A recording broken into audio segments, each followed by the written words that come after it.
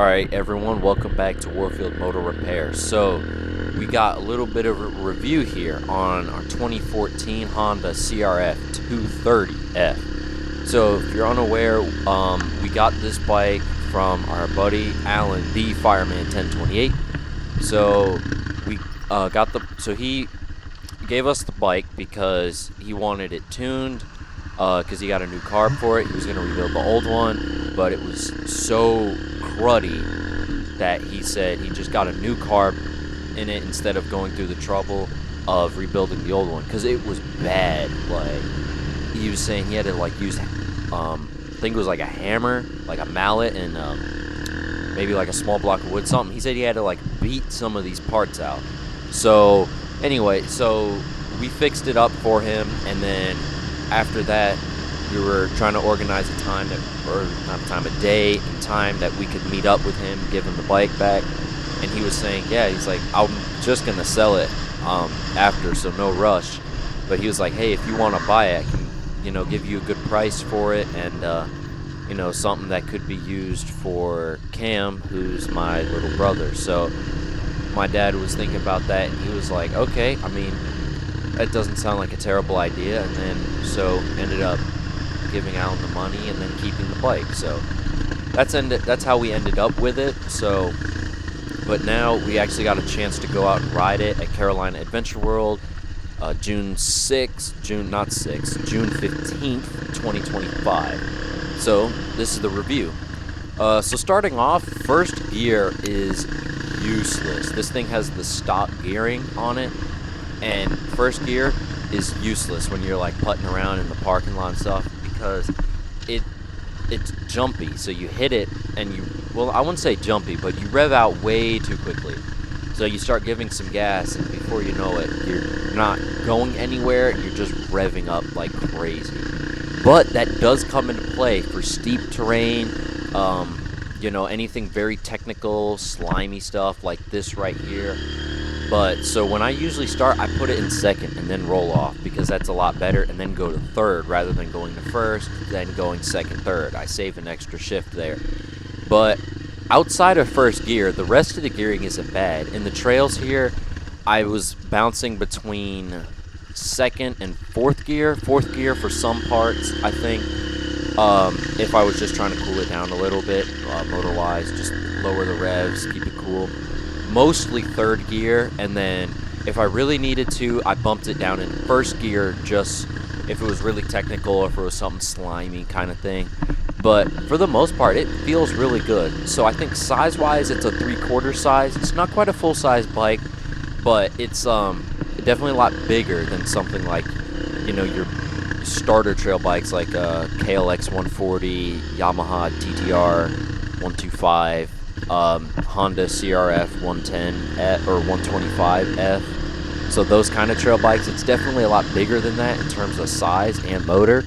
And that's actually one of the things, is I think this is a really good beginner bike.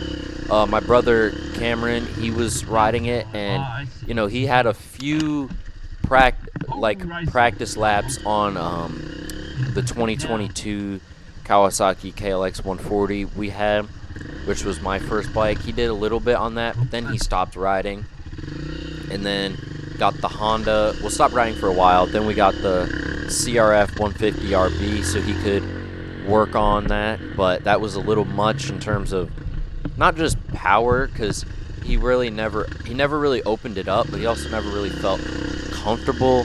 And mainly it was kicker, very soft in the rear, and I know this bike is soft in the rear, but it's also soft in the front, so you don't sit like a low rider kind of thing, or squatted truck pretty much. But suspension wise, it felt really good compared to the motocross bikes, which I know they're meant for jumps. But before I recorded this, I was out on my 2021 Kawasaki KX450, and the suspension was so rough. If you were not pushing it, it didn't feel the smoothest. This bike, I could just slowly cruise around, and it didn't feel bad. It actually felt really good. But the faster I started to go, that's where it flipped. It started to feel more uncomfortable, because I was bottoming the suspension out and compressing it to basically the bottom of the stroke, and it didn't have enough time to rebound before I went and beat it down at the bottom of the stroke again.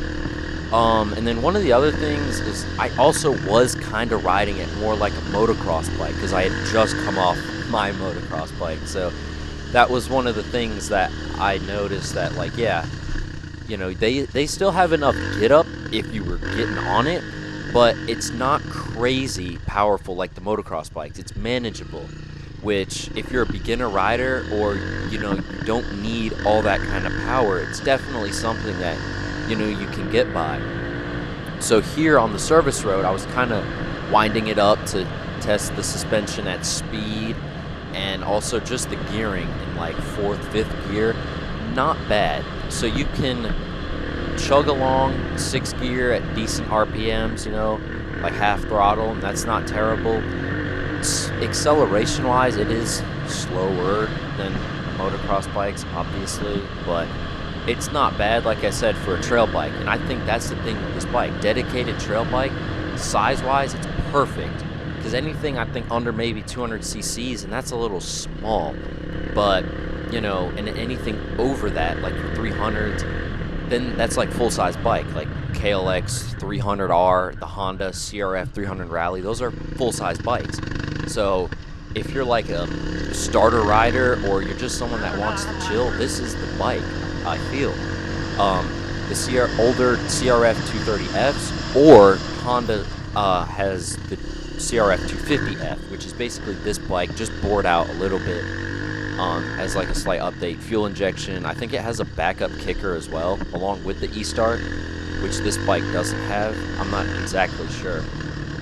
But, I mean, yeah, that's pretty much the review here. So, did a short rip through Trail 5 at Carolina Adventure World. Bike was really good. We're going to have a lot more in-depth reviews about this bike going forward for sure, because it was a fun bike to ride. Anyway, B Rice signing out here.